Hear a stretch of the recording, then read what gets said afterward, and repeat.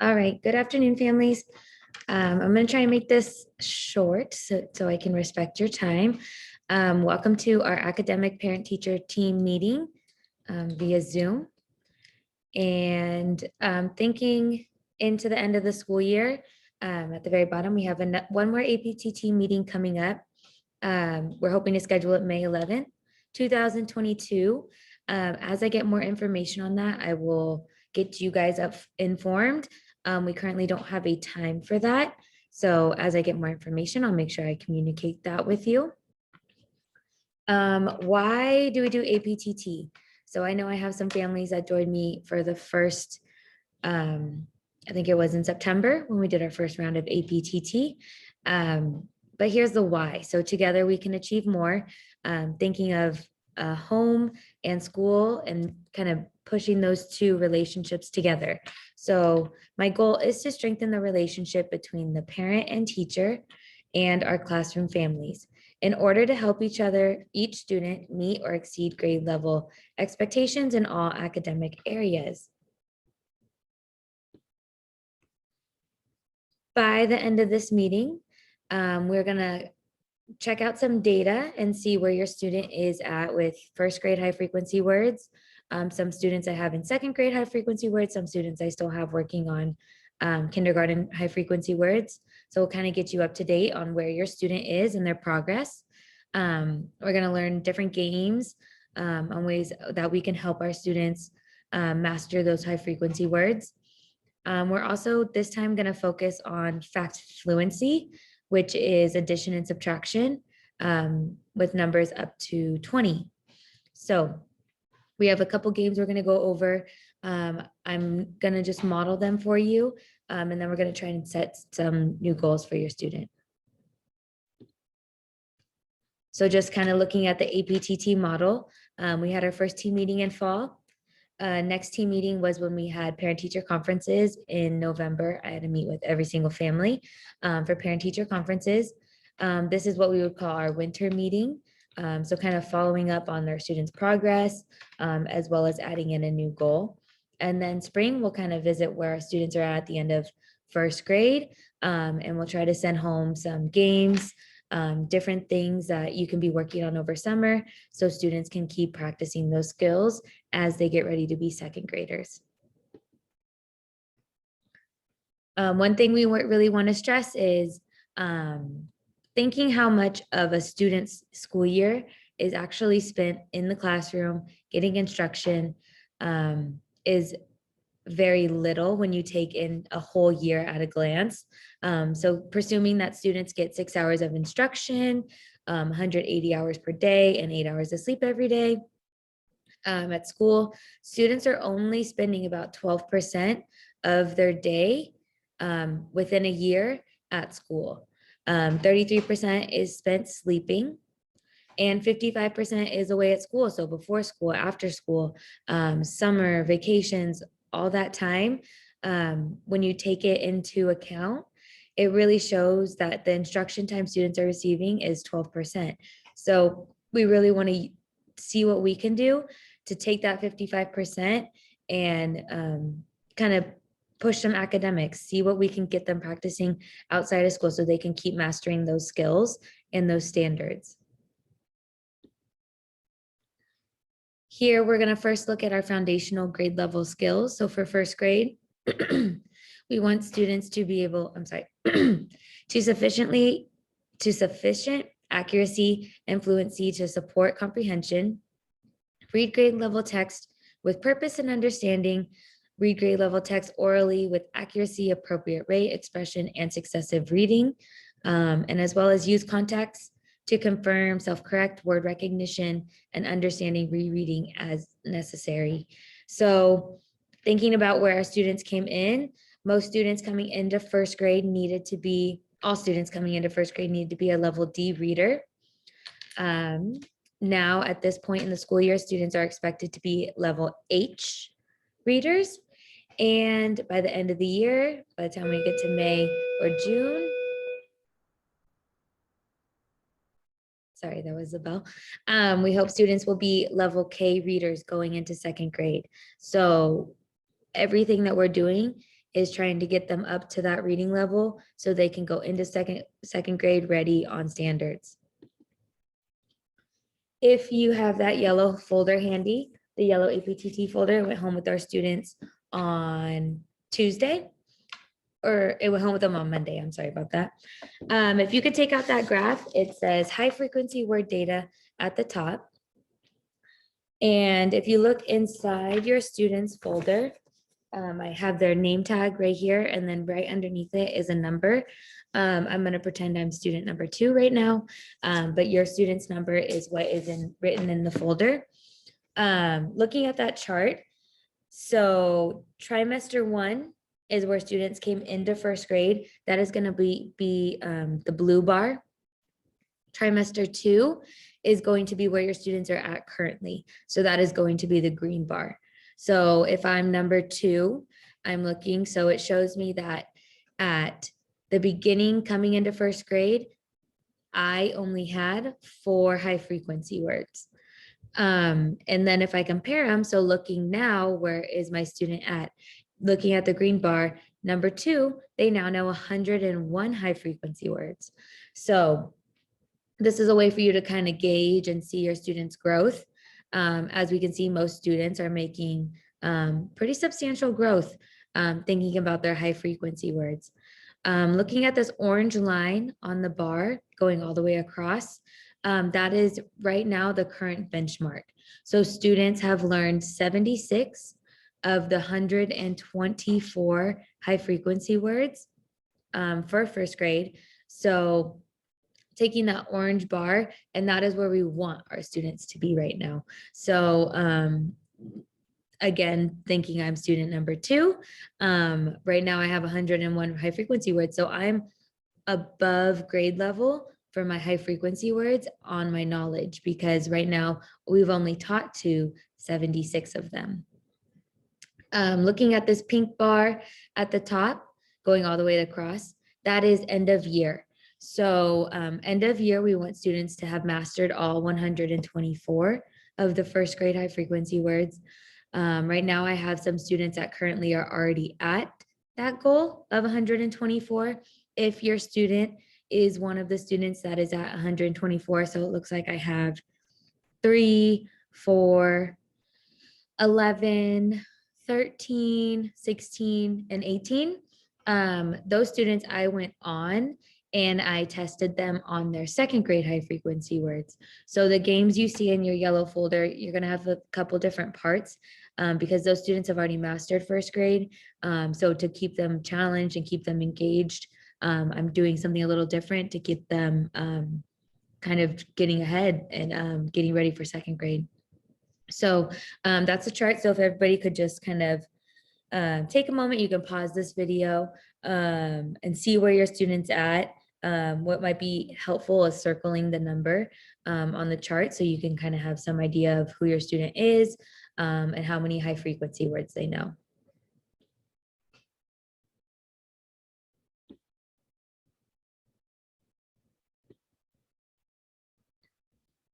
So pause if you need to. I'm going to go ahead and just keep moving on. I want to make this video short, not too long. So normally when we'd be doing this in person, we would do the model of practicing the activities as I do, we do, you do. So I do would be me explaining, modeling, demonstrating the activities for you, which is kind of the only step that we're going to be able to do since APTT has to be via Zoom. We do would be the teacher and families. If we were together, we would get pairs, we'd practice, provide feedback if the games are confusing, if there's anything you guys think might work better, kind of having you guys, let you guys have a say in the process. And then you do, so you do would be you practicing with your families, practicing with your student. So that's kind of the model, but it is again modified for this type of platform. So our first game, and I'm gonna kind of switch my camera so you guys might not see me. I'm gonna go over the snakes and ladders game, some of the modifications I made depending on where your student is at. And again, the directions are in the all the games are in the yellow folder in that Ziploc bag. So I'm gonna go ahead and stop my screen share and I will share my screen with you. Okay, so this is our snakes and ladders game. It might look familiar. We sent the same one home first trimester, but I know things happen, things get lost, things get broken. And we sent home some different pieces this time. So I kind of wanted to go over, reteach to it, and then give you guys some time to kind of practice. So everybody got the snakes and ladders game, blue cardstock. So these are our first grade high frequency words for the remainder of the year. What we did is in the beginning of the year, we sent up to unit 4. The ones we're sending home now are from unit 4 all the way to unit 10. So these are going to take you all the way through the end of first grade high frequency words. Thinking about my friend or students that, let me go ahead and 1 second. Okay, thinking about my students, the ones that were at 124 on that data chart. So looking back at my data chart, these students right here that are up at 124. In your game, I sent something a little different. So this is the list of all the second grade high frequency words. There are 300 of them, so there are a lot of them. But the hope was that you guys could take this list and kind of let your students pick which ones they want to practice on, and they can make their own flashcards and kind of modify the game to their needs. There is a lot of them, so maybe going through them and seeing which ones they know, they don't know. I also have that data. If you would like me to give that to you, just reach out to me. But for my friends that already have the first grade high frequency words, you're going to have this in there. And I wanted to explain that a little bit. Otherwise, my friends that are still working on letter names and sounds, so looking at our data chart and looking at my students that have less, I would say, than about 20 of our high frequency words. In yours, I sent something different. So I sent home the sound spelling cards that we sent home at the beginning of the first trimester. And what you want to do with those cards is practice letter names and sounds. So the game will kind of go the same, but instead of having words, there's letters. And you'd want them to say they flip over the card B. You'd want them to say B, B, bike. So you really want them breaking down the name, the sound, and then the name of the picture. But I'm going to teach too using our high frequency word sheets because a majority of our students did get the high frequency words. So what you would want to do is step 1, have your students cut out all the high frequency words. One day, as students were finishing math early, I had them help me and pre-cut some out. We also practice this game in the classroom, so the students do know how to play it. They've been exposed to it. So what you do is you have your flashcard stack next to you. You're going to roll the dice. There's dice in these little game pieces. So I got a 6. So before I can even put my piece on the board, I need to flip the card over and I would have to say the high frequency word. So upon, if your student says the word correctly, they can move 6 spaces. If they do not say the word correctly, they would simply just flip that card back over and they would miss their turn. On the game board, there's the snakes and the ladders piece. So right here on number 6, I landed on a ladder. So I would move all the way up. Every time you land at the bottom of the ladder, you move up. If you move in the middle of the ladder, you do not move up. It's only when you are at the bottom of the ladder. If you move and you're going along and you land on a snake's head, when you land on a snake's head, you have to slither down the whole part of the snake. So it makes it really engaging. The students liked it. We did a whole class practice. It's a good way to just get them recognizing those high frequency words. And so we can hopefully by the end of first grade have most of our students ready to go into second grade. Again, you just flip the card over. The word is hour.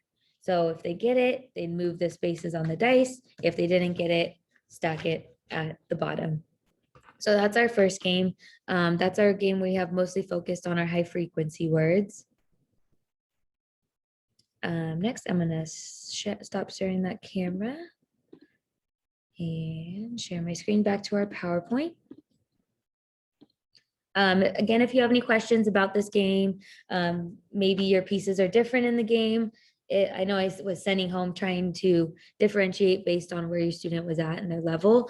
If you have any questions about any of the pieces, feel free to reach out to me on Class Dojo. But I'd really like to see the students taking responsibility for this, because we have played this in the classroom.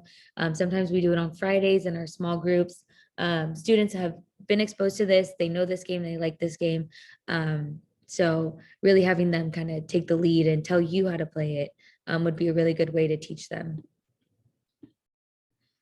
The next page in our yellow folder, and it is going to be right behind that high frequency data sheet, is called our SMART goal sheet. And I'm going to show you that under my document camera. In a second, let me kind of just break down what a SMART goal is. So it's an acronym. So the S in SMART stands for specific. So know exactly what you want your child to do and what you want them to accomplish. So when we're having this goal in mind, we want to make sure we know exactly what we want. So I would say for most students, we want them to have these high frequency words, because these are going to take them through their reading levels and they're going to help them just continue their growth. It wants to be measurable. So how do you know your child met the goal? There has to be some sort of data that we can have to show if they're meeting that goal or not. And that's what we do for progress monitoring. So about halfway through the third trimester, we'll kind of do a check. Where's our students at? How many words do they have? Are they up to grade level for current standards? All those sorts of things. We want to make sure it's measurable. That's kind of what this data, the first data charts, they help us. They help us figure out where our student is at and where we can bring them or where we can get them to. Actionable, create a plan outlining exactly how the goal will be reached. Thinking about everything we've sent home, practice, these games, those are all going to be the way to get those students to reach that goal. We want it to be realistic, make sure the goal is not too far to reach, but far enough to be challenging. So thinking about that data chart, if your student has maybe 0 high frequency words, a realistic goal would not be to say, I want them to have 124 high frequency words by the next time we meet. That's just not really realistic. We want to make sure that students can also feel successful, and by having unrealistic goals is really gonna maybe hurt their confidence, hurt their self-esteem. We want to make sure it's realistic and achievable and that they're part of the process. So saying maybe if your student has, thinking about my students, looking at the chart, if when a student has 90 high frequency words, we could say have 124 by the end of the school year. That is very realistic, especially because we're going to be teaching to all of them. That is very realistic. Maybe your student has, let's see, 35 high frequency words. Maybe bringing them up to 70 or 50 high frequency words is really actionable and realistic with the time given, because we do only have about 60 days left of school. And time bound. So when do we want our child to meet our goal? On the SMART goal sheet, we're going to set the date for when we are going to have our next meeting, and that's going to be our date that we want students reach the goal. So, sorry. Here's an example of the SMART goal sheet. Everybody has this in their yellow folder. I'm going to stop sharing my screen and share my other camera. Okay, let's see. All right. So we have, it has 1, 2, top one is teacher's copy, bottom one is family's copy. If we're able to, please send this back with your students so I can keep it on record on what we are going to be working on with them at home. So first you will put your child's name. I'm going to go ahead and just fill this out with us. So child's name, Miss Ures. date. So that is the date that we would want this goal to be reached by. So if everybody could put May 11th, 2022. All right, we already have our skill. So our skill is going to be high frequency words. Just double check the one that you have with you because we have two of them in there. So we have one for math and then one for high frequency words. All right, so looking right there where it says high frequency words, this sentence, today my child knows. So you'd want to look at your student's number. Again, I said I was number 2. So looking at your student's number and taking the number that is by the green. So for second trimester, so I look at the green. I know 101 out of 124 high frequency words. By next APTT meeting, I want my child to know, and let's set that realistic goal. A realistic goal would be 20 to 30 high frequency words. So if I'm already at 101, I would say all 124 is definitely a realistic goal for myself. So everybody go ahead and please take some time. If you need to, pause the video at this point. Otherwise, I'm going to keep going. To help my child reach this goal,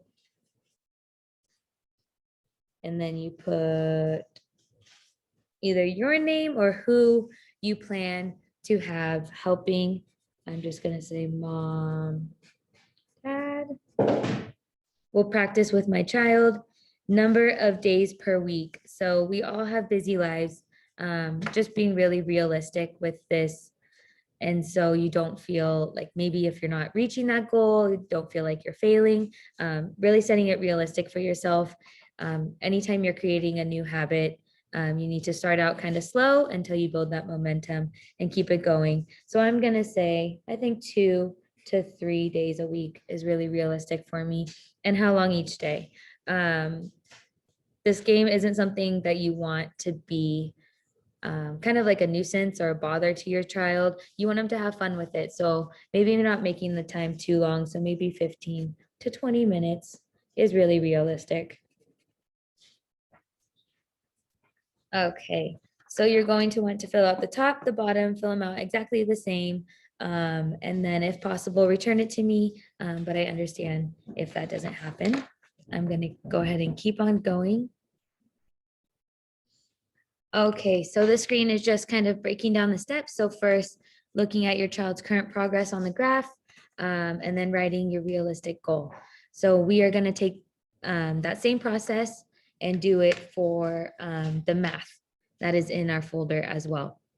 So thinking about first grade and our expectations or our standards. So relate counting to addition and subtraction by counting on, to, and adding to. Add and subtract within 20. So demonstrating fluency for addition and subtraction within 10. That's really what we are working with when we are sending home the cards, the deck of cards game. So pulling out the other graph that you have in your yellow APTT folder. And this data is a little different. So thinking about the high frequency words, we did first trimester versus second trimester. For this data, we are doing adding versus subtracting. And what we did was we gave our students time test. They had 5 minutes to fill in 26 answers. And then the bar graphs show how many correct answers your student got. So again, the number on the inside of the folder is going to correspond to the number at the bottom axis of the graph. So I'm just going to start with number 2 and say I'm student number 2 again. So looking at the blue bar, that is for addition. This student was able to answer 25 out of 26 of the addition facts in 5 minutes. And then, so this really shows me that the student kind of struggles with subtraction. So again, we did the exact same where students were given 5 minutes. They had to answer as many questions as they could. The student was able to answer 4 out of 26 for the subtraction. So go ahead and take a moment, find your student's number and see where they were with their addition and subtraction facts. Okay, I'm gonna keep going. Stop this recording if you need to at this point. But I'm gonna keep going. We have two math games left. Creating our math SMART goal and then going from there. So again, with the games, we would do an I do, we do, you do. This time we're only gonna be doing I do, and I'm gonna model the games for you. So the first is a addition and subtraction card game where we're working on fluency of addition and subtraction facts. So you're going to want to go through your deck of cards and take out all the face cards. I leave the aces, use them as ones, but take out all the queens, kings, jacks. All right, and the directions for this are going to be at the bottom of the snakes and ladders game. Let me share my camera with you, but here is the basic idea. So you have your deck of cards, shuffle them, divide them into two piles. You can deal them out, make them even, however. What we want is the students to be playing with someone. They could be playing with themselves, but it is fun to play maybe with the older sibling or maybe aunt, uncle, grandparent, mom, dad, whoever's available to play with the student. Basically, you each get a pile, you flip them over. Of course, there's a joker. And you have them, whoever can add the numbers together the quickest, get to keep that pile. And then whoever ends up having the most pairs, that's the winner. So when you flip these over, hopefully someone would say 4, they get to take that pile. Then flip them over again, 6, they get to take that pile. You can do all addition one round and then maybe subtraction. So we really try to stress with students is you take the largest number first. So they would have to do 5 minus 3, that would be 2. Whoever would say that gets a pile. So really just working on fluency, which is kind of getting them to do things quickly and having it come to them automatically, is the hope for this game. In there as well is a dinosaur make a match game. So we just finished 2 topics that are on base 10, and students really struggled with working with 10s and 1s. Expanded form was the most challenging for most students, and then using base 10 blocks. So this is a fun game. We've played it together, whole group, so students know how to play it. But in there, it comes with, it's about 4 to 5 pages. So the first step is cutting out all these pieces individually. And that could be something you work on with your student. Students love to do some cutting, so I'm sure they would love to take over that. And then once you have all your pieces cut out, they're gonna look kind of like this. So to play the game, you are going to, and the directions again are right in here for you. There's 2 different ways you can play the game. I'm going to show you the dinosaur make a match, dinosaur make a match challenge for individuals. This is if maybe they don't have someone to play with at the time, but I'm going to show you this one where you can play with 2 to 4 players. So we're going to go ahead and just turn all these cards over.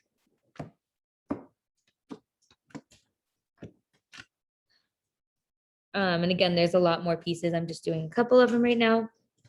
So you just have those laid out, and whoever turn it is, they flip over 2. So you look and you say, okay, I'm looking for the number 13, 70 plus 0.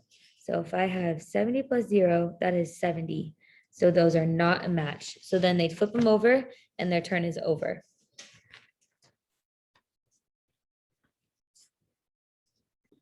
All right, and then it's the next person's turn. So then I'd flip these over and I'd say, okay, 8 10s and 1 1. What number is that? That's the number 81. Okay, looking at my next card, 80 plus 1. 80 plus 1 is 81. So those would be a match. And so you get to keep that pair, and then you get another turn. So it's just kind of getting students recognizing the different forms that numbers can be in. So this is what we call our 10s and 1s form. Before you cut them out, you can see we have the 4 different forms. So this is just our digits form. So a 2 and a 3, that's just our number digits. This is our tens and ones form. This is our expanded form. This is where you break apart the tens and the ones and you add them together. And then these are a base 10 block form. So we have 2 tens rods and 3 ones.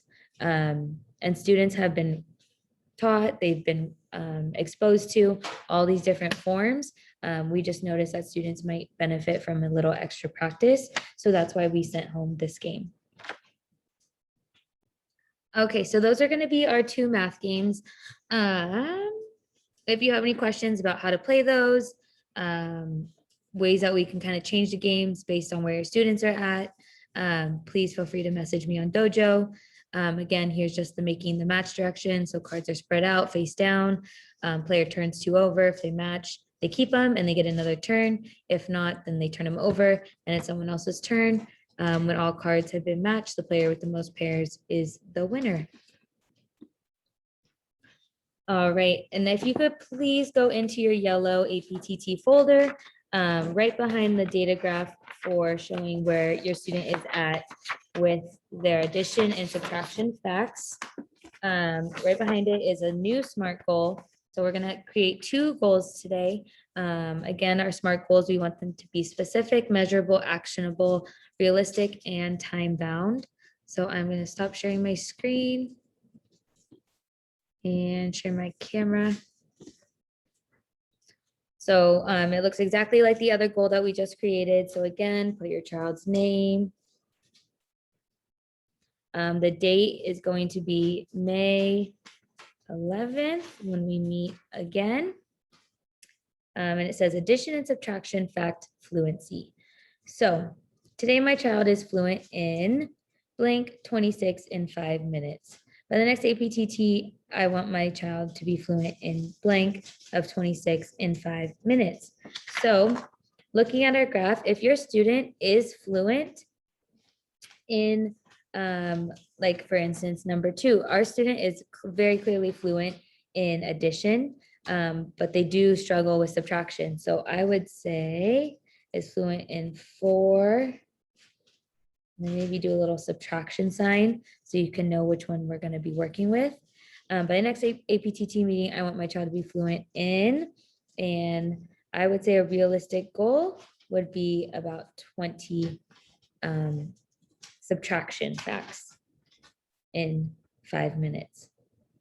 To help my child, put who would help the child working on this goal, maybe playing the card games with them, numbers of days per week. So we don't really want these games again to get tedious for them or to get boring. So I wouldn't be doing them every day, maybe 2 to 3 days.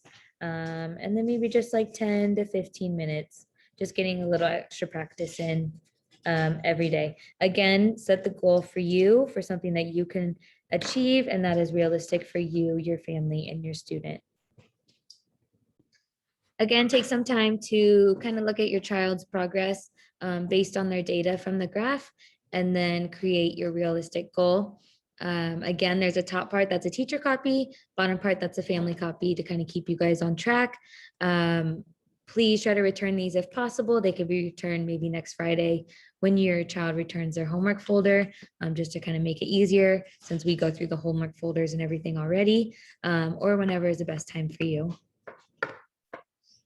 So that is all I have for our APTT, our second meeting. Again, there's my email, kathleen.ures@sanjuan.edu. Our next meeting is going to be on May 11th, 2022, and the time is to be determined.